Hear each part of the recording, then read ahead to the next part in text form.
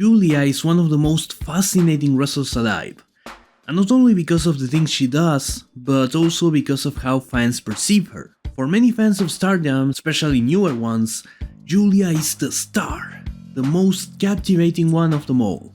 Her looks, presence and attitude unintentionally convince people that she must go to America and be successful. The way she carries herself can win the sourest of wrestling fans. Even some of the hardcore Joshi faithful who were reluctant to embrace her when she jumped companies eventually bought in.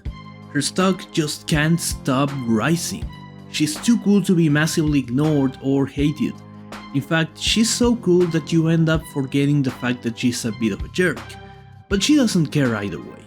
Julia does what she has to do in order to change the game, own the room and take the spotlight. She chases glory and unprecedented heights no matter the cost. However, that's where the issue lies. How long can you ride on before God cuts you down? If we look at Julia's past 21 months, we'll realize there weren't too many moments of glory. In fact, as hard as Julia tried to undermine it, she's been pretty humbled. And I think that's something her character sorely needed after that initial run where she seemed untouchable. This chapter in her career can tell us a lot about her future and Red Belt reign. I feel that in 2022 Julia was judged for her sins, but what's the verdict? ここに一つ、紹介したい選手がいます。スターの無料を応募している選手が熱い思いでここにやってきました。私たちはその熱い思いで本気で立ちたいと思います。As I walk to the valley of the shadow of death, I take a look at my life and realize there's nothing left. 'Cause I've been blessed and laughing so long that if my mama thinks that my mind is gone. But I never crossed a man that didn't deserve it. Me betrayed like a punk, you know that's unheard of. You better watch how you're talking and where you're walking, or you and your homies might be lying in chalk. Tell me why are we so blind to see that the ones we hurt are you and me? I've been spending most of our lives living in the gangster's paradise. Been spending most of our lives living in the gangster's paradise. I keep spending most of our lives living in the gangster's paradise. Keep spending most of our lives living in the gangster's paradise.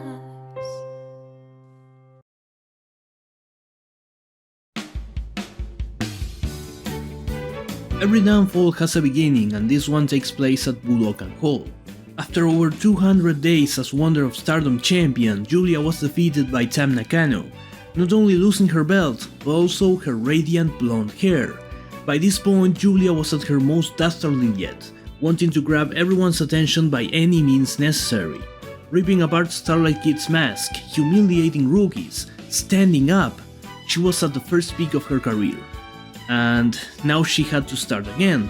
However, something that stuck with me from that day is both Julia and Tam's reactions. You'd figure Julia had to get her comeuppance that night and be humiliated, but Tam was just too noble to rub it on her, and Julia was laughing and playing it cool. For some, this was a deal breaker, this ruined one of the biggest moments in Stardom's history.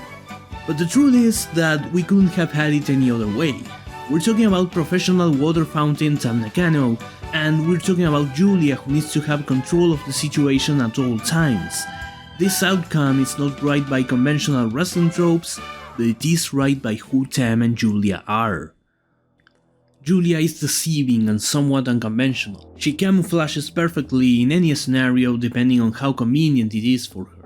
After her loss, she claimed that her new look was a perfect way to start over from scratch, to climb up the ladder from the ground again.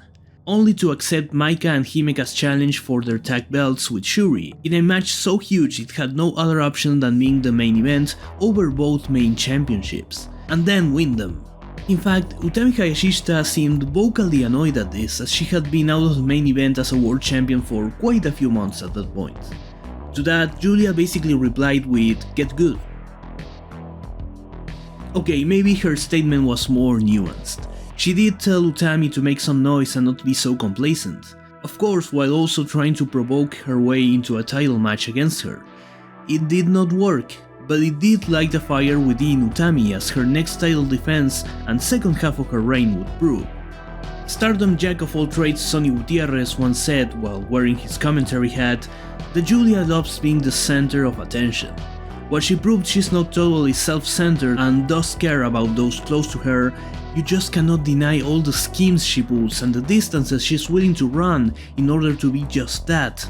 Case in point, Tokyo Dream Cinderella. With Shuri on her way to wrestle her instant classic of a match against Utami, the Oedo Tai vs Stars All Out War and the Cinderella tournament coming to an end, there was just no way for Julia to take the spotlight. She was thrown into a meaningless three-way tag team match and she just couldn't take it. Her? Being a mid-Carter? At least make it interesting. Julia decided that the match now was a unit shuffle three-way, which Asumi and Natsupoi won by being competent wrestlers and not drama queens. She also had an ulterior motive which was later revealed by herself on Weekly Bro, that being wanting to help a certain wrestler who she believed was stuck in a mental slump and in need of changing units, possibly even joining Donna Del Mondo. Julia never actually mentioned who she was talking about, but it's most likely Momo Watanabe, who was always on bad terms with Julia and did leave Queen's Quest by the end of the year, but joined Oedo Tai instead. However, it's the audacity of Julia that gets me. She wants to be the leading role and the playwright. Unfortunately, we never got to see a proper resolution to this story as force majeure would have it. Julia had to drop out of the 5-star Grand Prix after injuries piled up on her, but she still kept appearing in several shows, proving her commitment to her job in a similar way to that of Natsuko Tora around the same time, but also proving her disposition to keep tabs on everything going on.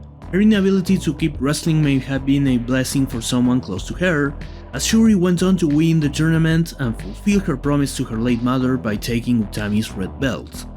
Shuri's rise to the top wasn't just spectated by Julia, as she was setting things in motion long before her return, as early as November 3rd in fact, when random people wearing military coveralls and creepy dead meme masks started attacking rookies for no comprehensible reason. Simultaneously, Konami announced her partial retirement from wrestling, which immediately prompted Julia to challenge her in her return match, a match so emotionally charged it deserves its own video, which had already made. By this point it was already revealed that Julia was behind the assault situation, after Tam and Mayu superkick her own mask away in what I can only describe as a Scooby-Doo moment. Tam is obviously pissed off, but Julia explains that the Cosmic Angels newcomers need to get better, which is why she sent her new allies to torment them for weeks, once again showing that she genuinely believes she has to get into other units' businesses by way of coercion for a greater good. The greater good on the surface being the improvement of her targets, but also being more manpower for DDM, such as these new incognito wrestlers that she brought to the company while the rest of the unit had been struggling for a bit. I want you to understand that Julia isn't one to get along with people easily. She's an outsider with a conflicting stance who chooses her partners with a certain degree of calculation, and she does it when she needs it. When she first came to Stardom, she quickly realized that it was a gang warfare company. She couldn't take on Tokyo Cyber Squad on her own, so she reached out to someone who was also a bit of a loner at the time, Andras Miyagi. Remember that? Unfortunately, Andras never really turned out to be reliable, so Julia already had her plan B by the time Miyagi left the company. A plan B that involved a rookie from Just About who had lost the biggest match of her career yet, and a tenured worldwide veteran who had been grinding in the scene for years waiting for a big breakout. Thus, Donna Del Mondo as we know it was born. So why is this relevant now? We've established that Julia is always scheming, always one step ahead. This whole thing had a purpose. On December 1st, 2021, Ice Ribbon announced the departure of Mochi Miyagi, Akane Fujita, Risa Sera, Suzu Suzuki, Kurumi Hiragi, and Thekla from the company. In addition, Maya Yukihi changed her contract deal to a freelancer deal. The first 5 mentioned announced the creation of an independent unit named Prominence, dedicated to deathmatch wrestling both as a wrestling team and as showrunners. Thekla's explanation was much more vague. The future was overall uncertain. So let's go back to the world's Ring of Wonder. The visual of Giulia doing this sweet, kind-hearted act of gifting Konami a flag signed by everyone in Stardom, as she is accompanied by her creepy hit women with whom she abused rookies with a steel pipe, perfectly encompasses who she is as a person in the Stardom universe. The anti-hero. The one who makes you turn a blind eye to her evil deeds because you can't help but root for her. The way she has fans in a chokehold reminds me of Walter White in Breaking Bad. She has committed so many sins throughout the last 3 years, and yet her comeback is a redemption story. Her rivals are the ones who must lose, and her coronation is an unavoidable prophecy. When Giulia came back to Stardom, she quickly realized that the spotlight was now on her tag team partner Shuri. She knew Alto Livello Cavalli 1 was now a secondary act to her red belt reign, so she had to devise a plan B to get to her level. A plan B that involved a rookie from Tokyo Joshi who had yet to fulfill her whole potential, and a tenured worldwide talent who had been building up her resume for years, waiting for a big breakout. Not to mention she was also one of her closest friends. Mirai and Tekla were Dana Del Mondo, but that's not enough, as Giulia immediately started luring Mai Sakurai into DDM as well. You know, the same Mai Sakurai she strategically beat up for weeks. Despite spending months on the sidelines, despite life telling her to calm down for a bit, Giulia decided to double down in 2022. She wanted the world and everything in it, Chico, but this time she had to go through hell in order to get it. This was no longer the white belt division in a pandemic-crippled Stardom, and she was no longer the shy outsider who had made just an impulsive miscalculation, for the scene counter had reached its limit and it was time to pay up. Stardom Award was the first show of the year, and the first one under Shuri as the ruler of the Vermilion world. Yet, her match with DDM was in the middle of the card, as Giulia's reveal of the new members of the unit was too important not to close the show. She's even the one who gives the closing speech, with Tekla and Mirai posing in the middle and Shuri kneeling on the side, which is rare for the Red Belt champion on their first show post-victory. Moreover, after losing their tag team championships, Giulia went on to declare her intentions of going after the World of Stardom Championship, eventually having to go through Mayu Iwatani first. But as we already know, on the day of that #1 contendership match, Giulia will also be forced to face her past. Prominence arrived in Stardom, much to everyone's surprise, except Giulia, who seems rather unfazed and maybe even patronizing about it. Suzu Suzuki opens up her heart about Giulia's sudden, unannounced departure from Ice Ribbon in 2019. This 20-year-old wrestling prodigy, who spilled more blood than any 20-year-old should ever spill, is now shedding tears at the mere sight of the ones she once called a senior. Her senior. Her friend. Suzu is hurt. This hurts more to her than any fluorescent light tube, and yet Giulia can only see what she did as a favor to her. Which ties in with the things she's done to the likes of Momo and Mai. Yeah, she traumatized and manipulated them in ways that they'll never forget, but that made them grow as competitors, so it's alright. Of course, Suzu is pissed off, so her motherly figure, Risa Sera, finally punishes Giulia for standing up and declares war on Dana Del Mondo. However, Giulia's too busy chasing after the red belt.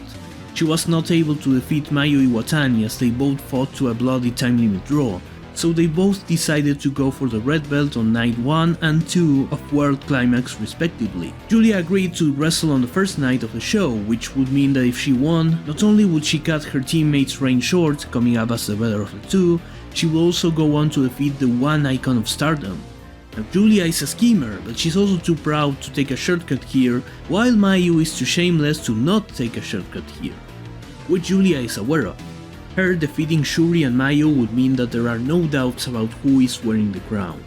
So, who cares about prominence? In February, Dana Del Mondo fought each other to another time limit draw, which involved some interesting sequences. It was evident at this point that DDM was too small for both Shuri and Giulia. One of my favorite moments throughout this ordeal is after the match, when neither of them say a word as they walk together through the ramp and onto the stage, an image that draws a parallel to their first match against each other, which also ended in a time limit draw.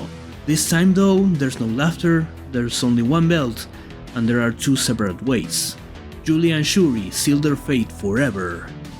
It was afterwards that Giulia broke her silence by saying that while she loves Shuri from the bottom of her heart, she doesn't quite understand what Shuri wants to do with the red belt, and because of that, it shouldn't belong to Shuri. This bit of information I got from Dana's Stardom translation blog, which you should all go visit. Now, Dana's interpretation is that Giulia needs to understand why Shuri needs to be champion, which is hilarious to me. Giulia has expressed her disregard for group thinking. She believes everyone in DDM should be their own person and do whatever they want, but if that's the case, then why would Shuri's reign be validated by Giulia understanding the actually basic premise of a wrestler wanting to be a wrestling champion? It seems as if Giulia had always expected Shuri and by proxy anyone in DDM to be a sort of underling. She holds immense respect and love towards her friends, but she won't exactly do well with the idea that her friends would surpass her. That would explain why she hangs out with the people she hangs out with. People that are trying to prove something, that need an extra hand to demonstrate their worth. Giulia wants to be the one that grants them their ultimate validation, but what happens when someone earns their ultimate validation by themselves? Then it's no longer someone Giulia can control. If Shuri became a deserving world champion by herself, then she has no place in Dan El Mundo. Which makes it more ironic when Shuri ends up involved in the Prominence situation, having to fight them along with DDM while Giulia wants to mostly ignore them. It's night 1 of World Climax, and as Giulia fights Shuri, Thekla and Maika are facing Risa and Suzu. Not a hassle for Dan El Mundo, Maika and Thekla will happily kick some ass together regardless, but this night is the biggest opportunity for Giulia to reshape the world of Stardom in her own image. Her chance to prove that she won't underestimate Shuri twice. She's even doing mat work for Pete's sake. Shuri's Cinderella story might just end. It has to end. But Giulia loses. Shuri has brought in an ally of her own, Ami Sourei, to depart from DDM and form her own unit. Giulia, in her distinct fashion, doesn't sell the loss, instead questioning Shuri's ability to lead a unit. Even in defeat, she'll take the chance to try and spread doubt in Shuri's mind. But what Giulia still doesn't get, after all of this, is that Shuri's not one to underestimate like she's doing right now, or Prominence, or even Cosmic Angels. When interviewed about her history with Suzu Suzuki, Giulia claimed that leaving Ice Ribbon without saying goodbye wasn't personal at all, that she held no grudge against Suzu and even rooted for her success. When Stardom asked for Suzu's version of the story, she said something that perfectly nails who Giulia is. She whitewashes what happened and acts like she didn't do anything wrong. Night 2 of World Climax. Giulia finally grants Prominence's wish and beats Mochi Miyagi to give DDM the win.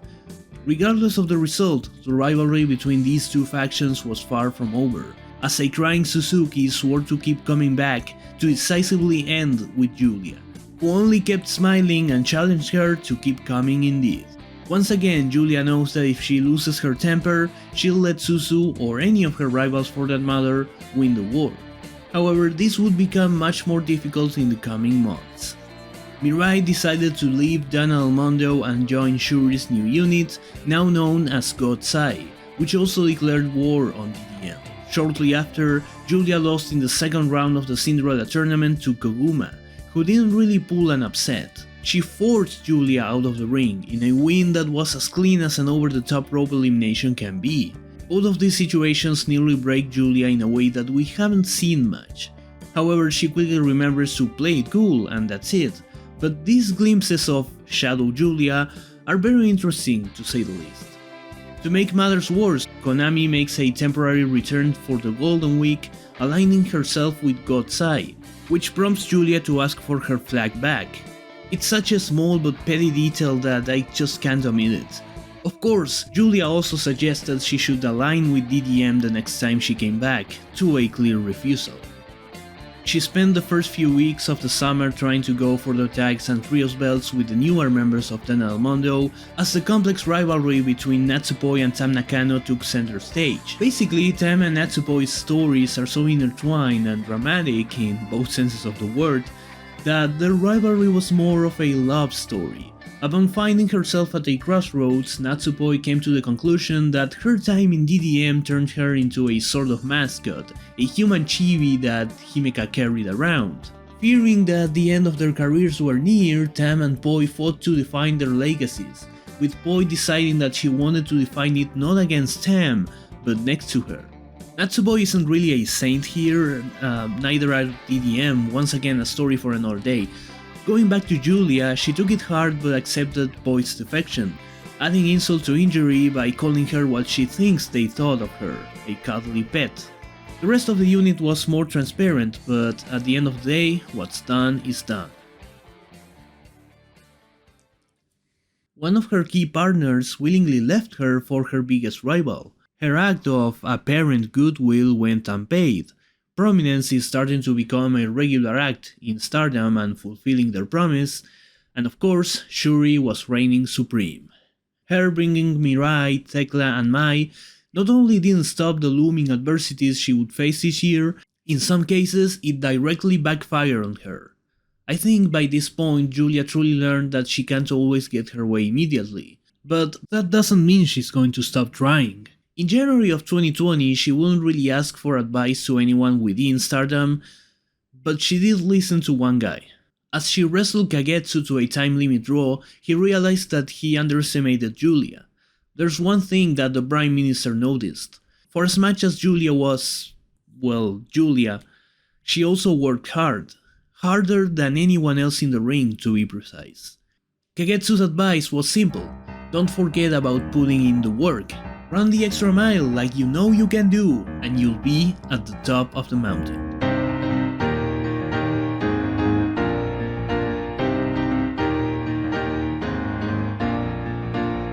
The 2022 5-Star Grand Prix, Stardom's largest tournament ever. 26 participants, 62 days. Whoever wins this, there's no debate that she has worked harder than anyone in the history of the tournament, and also has quite a bit of luck.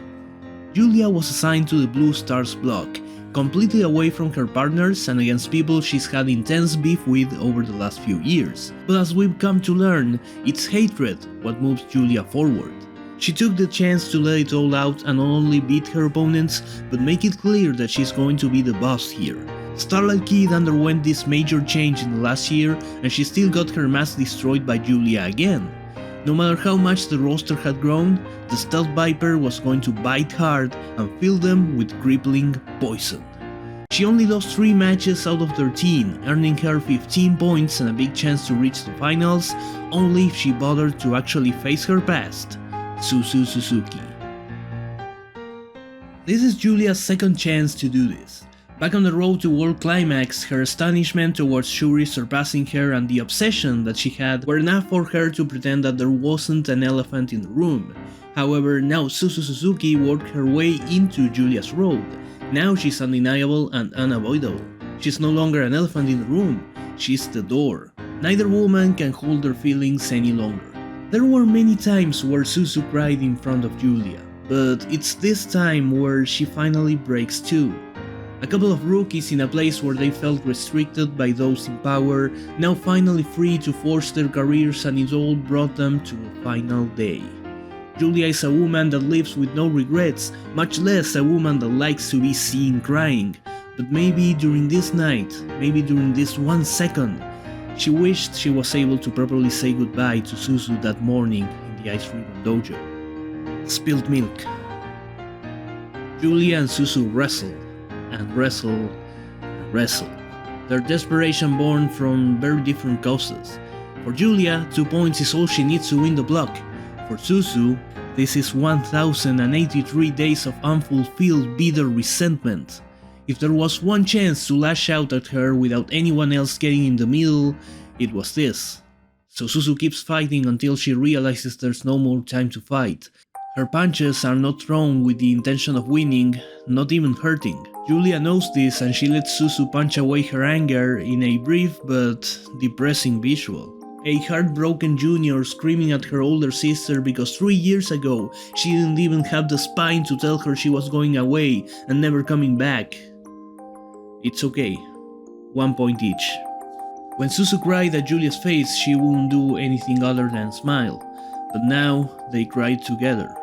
Julia finally got what she wanted, to bring Suzu to her level and for her to realize that, no longer tied by a frozen bow, these two sisters can become stars on their own terms. They might no longer be friends, but they can finally smile at each other. However, in bringing Suzu to her level, Julia might start to pull off her ultimate scheme with her.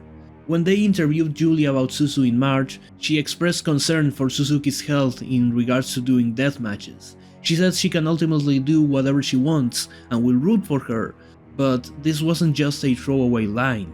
Julia wants to get Suzu out of her hardcore mentality and into the Stardom system. And will you just take a look at the past year for Suzu? Sure, she's still prominent at heart, but now more people than ever know her name. Now she gets to have her entrance video, graphics, be in tournaments, have title shots, and be recorded by HD cameras to appear on regional television. She carried the freaking artist belt to a one-off match at Ice Ribbon, which, for those unaware, Stardom and Ice Ribbon's problems started way before Julia. But I digress. Julia's indifference towards Suzu earlier in the year was her way of enraging Suzu enough, to the point where she had to get truly involved with Stardom along with Risa and the others to get back at her. It's what she said in that video: "If you hate me so much, get into my ring. Play by my rules." Time will tell if Julia will fully convert Suzu from the second coming of Atsushi Onita into another Bushiroad signed star, but for now, the Deathmatch Princess lives on to spill another drop of blood. Tam Nakano.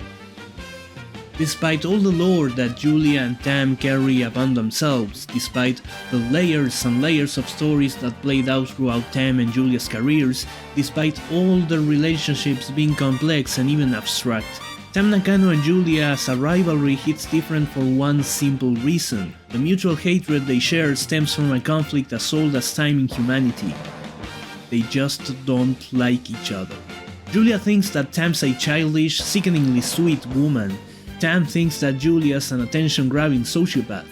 They are extreme opposites and, as Julia described, a perfect match at the same time because they're as honest towards each other as two enemies can be.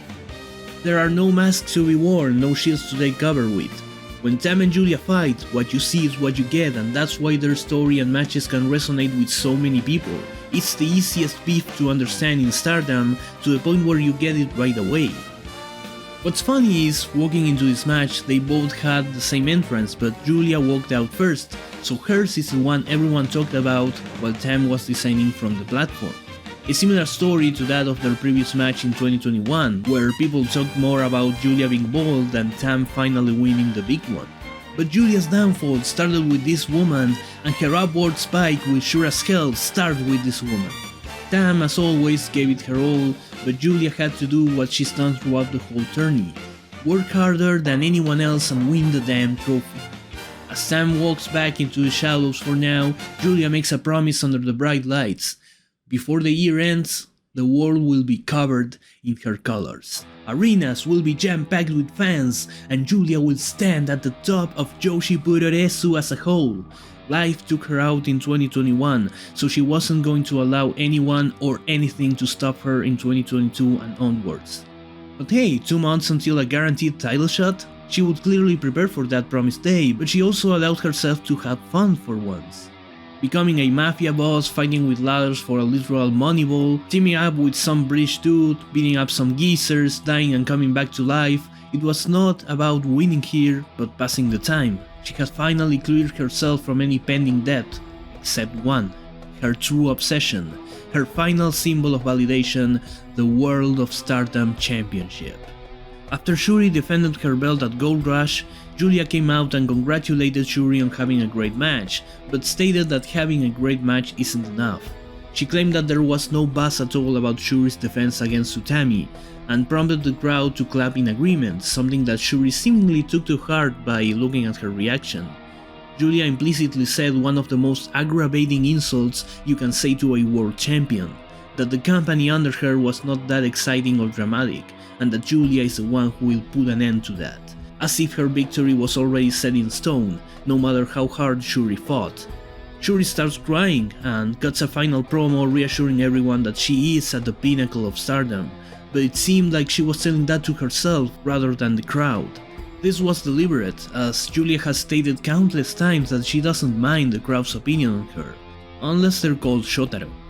But she knows she can ride them up to do many things, whether it's coming to shows and filling venues, or emotionally hurting a rival of hers. She prided herself in that a few weeks later. Giulia and Shuri faced off in team matches on 4 of the 5 shows that led to Dream Queendom, with them engaging in constant grappling and exchanging wins, their combats being gradually more violent. Giulia pins Shuri's protege Ami, so Shuri makes Giulia's symbolic dollar Mai tap out. The tension between God's Eye and DDM is so tight that even non-legal members start brawling with each other outside the ring while the match takes place. It's Christmas Eve and these 2 units can't stop fighting, and Giulia's done with it. Shuri's time of grace is coming to an end, and Giulia vows to create a new era, a new world, Giulia's world. Giulia vs Shuri at Dream Queendom feels like a definitive conclusion to, I guess you can call it chapter 1 for the Stealth Viper. The grappling, the brawling, the appalling amounts of risk-taking, this is everything Giulia has learned about professional wrestling so far, all in one match, and Shuri was fighting against destiny with 15 years of struggle on her back. As both rivals were approaching a time limit draw, Giulia decided to channel the energy of all of DDM and Hana Kimura through their finishing moves. It was the final act of a story years in the making, and the margin for error was as narrow as anything could be. Seconds away from what would have been a deflating time limit draw, Giulia solidifies herself as the new Dangerous Queen with a Northern Lights bomb to win the match. The original Dangerous Queen, Akira Hokuto, may have never been able to win the red belt of her time, mostly due to awful timing, but she lived on to see and personally select a rightful heir to her throne, who went on to win the red belt of our time with her move. By crowning her legacy, Giulia crowns her own legacy as well, because Giulia's danger is not only within her wrestling moves or her determination, but her wits as well. Doing everything she could possibly do to reach the top of the mountain, you might say Giulia is a ruthless strategist, but you cannot say she didn't earn what she won. In the last 30 minutes or so, we have explored Giulia's darker tendencies.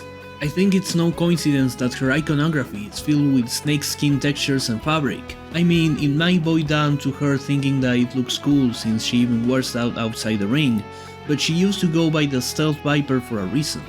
Giulia is someone who will subtly plot her way into whatever she desires, and chances are that you won't realize until it's too late. In spite of everything I've discussed so far, I don't think she's fully malicious. It's just her way of facing the world, a dog-eats-dog world. The pattern I notice is one where Giulia would say, "I love you, but if you're in my way I will crush you and you will thank me for it." She will always praise those who fight her with no fear, but still do her best to show her superiority over them and then leave them with something for their improvement. Which is what any smart leader would do, but with a twist. Raise everyone else with you, but always be above them. No wonder she listened to a similar personality in Kagetsu. For Giulia, kindness doesn't go a long way. Being just good doesn't go a long way. Respect on its own doesn't go a long way. But glory does. She values people who are able to transcend and become glorious, because glory is her unit of measurement for respect. It's in the title of her first theme song, it's in her name. She wanted to beat Shuri because Shuri was the strongest in stardom at the moment. She wanted the red belt because her goal is to make everyone else aspire to be like Giulia. She wants to prove the world that she belongs in the upper echelon of professional wrestling and beyond. Everything she does needs to have purpose, meaning, and consequence. A belt is just a belt if there's no prestige attached to it, but if it becomes something that virtually no one else has done before, then it becomes glory. And would you look at that, she joins an elite group of people to have won both the Wonder of Stardom title and the World of Stardom title in their careers. In my videos I emphasize the idea of the white and red belts as relatively equal championships with different meanings, which is what multiple wrestlers and even Rossi himself have said. The belt of strength and technique, the belt of determination and emotion.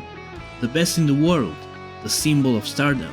There is a reason why very few people have won both, and only one of them did it at the same time. Io Shirai, Kairi Hojo, and Mayu Iwatani saved the company after a scandal that left its reputation severely tarnished. They helped usher in a new era. They are the 3 daughters of Stardom. Freedom. Giulia achieving what Freedom achieved is not only a feat in favor of her resume, it's a message from Stardom too. This is the one. This is the new era whether you like it or not. You want to get off the boat? That's okay, this is still the paradigm they're moving forward with. She was chosen, but because she also worked hard enough to go from being an intruder with a horrible reputation to the rather controversial but ultimately revered monarch of it all. We have talked about who Giulia is, what Giulia has done, but why is Giulia? Born to an Italian father and a Japanese mother, Giulia was subject to cruel amounts of bullying and racism during her school years. The levels of abuse she and her younger brother endured drove her to finally stand up, snapping and becoming violent in order to protect herself and those she holds dear. Her parents would eventually divorce, with her dad leaving and never coming back. She made her single mom's life a living hell, as told by Giulia herself after winning the red belt. While trying to figure out what she'd do in life, she ended up falling into the wrestling rabbit hole and started training with Ice Ribbon. Throughout her first couple of years, she was described by Ice Ribbon fans as a dork. A charming, funny dork who seemed to have a bright but distant future. Her attempts at becoming something bigger than she was at the moment were met with unequivocal defeat at the hands of one Maya Yukihi. Maya was in the upper echelon of Ice Ribbon. A 2-time Ice Cross Infinity champion, Giulia just couldn't get the job done, so she felt stagnated and grew impatient. She wasn't going to wait until those above her decided that she had finally paid her dues. After being noticed by the sharp eye of Rossy Ogawa in a crucial moment for the growth of his promotion, he made an offer she couldn't refuse. Breaching contracts and breaking hearts, Giulia took it upon herself to set the Stardom ring on fire and took the heat of becoming a pariah, because even that was better than dealing with Maya Yukihi, who not only had her number but also constantly talked about Giulia behind her back. Or, well, so Giulia claims. Now she's free. Now she can start again. The problem is that Giulia's original sin is one she will have to fully atone for. Days before her title win, Stardom announced the first ever Triangle Derby, a trios tournament that would feature several wrestlers from outside the promotion. By way of the Rebel and Enemy unit, leader Maya Yukihi would participate in the tournament. Giulia immediately called her out, telling her that she had no business being in Stardom after Maya said that no one needs to go there in order to be successful. This is an extremely different reaction to when Prominence showed up last year. Now Giulia is the one calling out her unfaced enemy. Now Giulia is demanding her to go away instead of mockingly accepting her challenge. She's not looking much like the confident kingpin she's grown up to be, and it's not hard to figure out why. On January 3rd, 2023, Yukihi submitted Mai Sakurai to defeat Dana Del Mondo in their first tournament match, giving Giulia a loss right after winning the red belt. Her indifference at this time doesn't come out of cockiness but frustration. Suzu Suzuki rubbed it on her, claiming that if the red belt champion is going to lose on day one, she might as well be a better champion than Giulia. Dangerous Queen embraces Suzu's challenge, telling her she will defend at Supreme Fight, the first show with cheering allowed in 3 long years. To prepare for this match, Giulia proudly submitted herself to a 10-woman gauntlet match that may have not paid off as well as she expected, being unable to defeat even the least victorious wrestler in the company. It still allowed her to relive past battles and look at potential future defenses, analyzing what it takes to keep herself on top of the wrestling world. Perhaps Giulia's victory that night didn't come in the form of a match win, but in the form of a personal wish being fulfilled. As Suzu came out to threaten Giulia with not just taking her championship, but also becoming the face of Stardom. And Giulia's astonishment drives her to ask again, "You want to be the face of Stardom?" "Of course I do." It seems to me that Giulia's plan may actually be working. Suzu Suzuki came in to destroy Stardom and get payback on Giulia, but in the process ended up aspiring to become a World of Stardom champion. While the Maya Yukihi situation may be concerning, we're still far away from it becoming dangerous. For now, Giulia reigns supreme, and a new era needs a new soundtrack. February 4th, 2023. Suzuki walks out, still Prominence at heart, but undoubtedly enjoying the bright lights at the Edion Arena. Julia in turn is preceded by the O Fortuna inspired intro of her theme song Gloria, only for it to be interrupted by a more upbeat EDM influenced entrance music. An entrance music that might be as controversial as any of her statements. Many Stardom fans tend to be allergic to change, which is ironic for a company that likes to change stuff very frequently. But I digress. This is no longer Julia the Invader with grandiose delusions and unhinged outbursts. This is Julia the Leader whose delusions became a reality.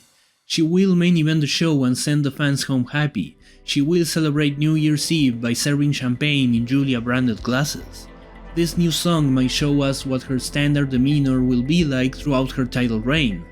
And depending on who you are, you might love it or absolutely despise it. But that's just how things are in Julia's world. Her match against Suzu was also sharply different from their last encounter. Suzu is still the hardcore wildcard that she's always been, but she looks more excited than ever, and Julia reciprocates in a violent but competitive match that the champion ultimately wins. Nonetheless, something definitely changed in Suzu, now able to finally hold her senpai's hand. This bout was witnessed in person by someone both women hold dear, Julia's Burning Raw tag team partner from Ice Ribbon, Tequila Saya, who might have been a bigger part of this story had she not retired from wrestling back in 2019, never seeing Julia again until this day. Tequila is probably one of the most affected people throughout this whole ordeal after Julia decided to give up attending her retirement show in order to join Stardom, but it's all in the past now.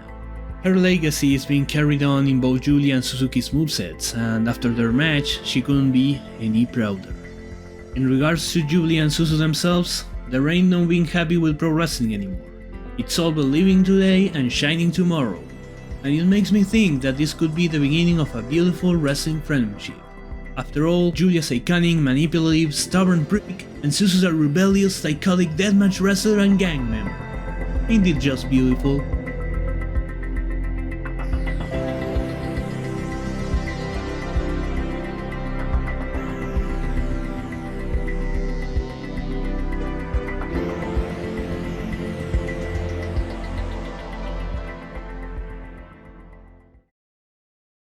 There is a moment that I vividly remember watching for the first time.